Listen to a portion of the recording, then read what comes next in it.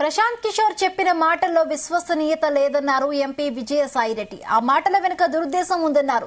పీకే మాట్లాడిన దాంట్లో శాస్త్రీయత లేదన్నారు. వైసీపీని మరొకసారి గెలిపించుకునేందుకు రాష్ట్ర ప్రజలు సిద్ధంగా ఉన్నారన్నారు. సిద్ధం సభ వేదికగా సీఎం జగన్ వైసీపీ మేనిఫెస్టోని ప్రకటిస్తారని తెలిపారు. పుట్టి పెరిగిన గడ్డపై పోటీ చేసి గెలిచి ప్రజలకు సేవ చేస్తారన్నారు విజయసాయిరెడ్డి. 24 కాలాన్ని గత 2014-19తో మీరు ఒక్కసారి పోల్చి చూసుకుంటే తలసరి ఆదాయంలో కానీ అంటే పర్ క్యాపిటా ఇన్కమ్, 2 రాష్ట్ర స్థూల ఉత్పత్తిలో కానీ ఈ 2 సూచికలు అభివృద్ధికి అన్నదానికి సూచికలు. ఆ 2 సూచికల్లో ఆంధ్ర రాష్ట్రం గతంలో కన్నా మెరుగ్గా ఉంది.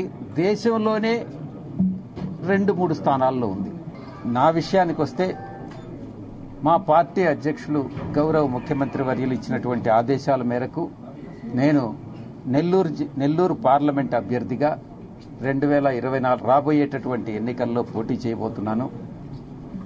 తప్పకుండా ఈ పార్లమెంటు పరిధిలో ఉన్నటువంటి 7 అసెంబ్లీ స్థానాల్ని, పార్లమెంటు స్థానాన్ని 100% కైవసం చేసుకుంటామనని ధీమాగా భరోసాతో చెప్తా ఉన్నా. ప్రశాంత్ కిషోర్ గారి మాటలను చాలా కేర్ఫుల్ గా మీరు కానీ చూసినట్లయితే గట్ ఫీలింగ్ అంటే గట్ ఫీలింగ్ అంటే ఆయన యొక్క అభిప్రాయం. ఆ అభిప్రాయం ఏదైనా ఒక లాజికల్ డేటా, సైంటిఫిక్ డేటాని ఆధారపడి ఆయన కామెంట్ చేశారా, అబ్జర్వేషన్ ఇచ్చారా అంటే లేదు. ఆయన అనుకుంటున్నారు. మీరొకటి అనుకోవచ్చు. ఒక్కొక్కరికి ఒక్కొక్క అభిప్రాయం ఉండొచ్చు. అవి భిన్నాభిప్రాయాలు.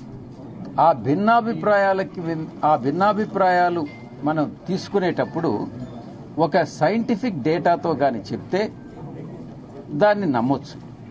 అందుకే ఆయన అబ్జర్వేషన్స్ లాజికల్ అబ్జర్వేషన్స్ కాదు, అది ఒక ఫీలింగ్, గట్ ఫీలింగ్తో చెప్పాడు.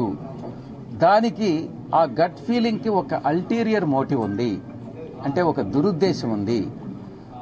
ఆ దురుద్దేశంతో చెప్పినటువంటి ఆ అబ్జర్వేషన్స్ ని ప్రజలు నమ్మరు అన్నటువంటి విషయం చెప్తా ఉన్నారు. అభివృద్ధి అంటే చాలా మంది ప్రశ్నిస్తా ఉన్నారు.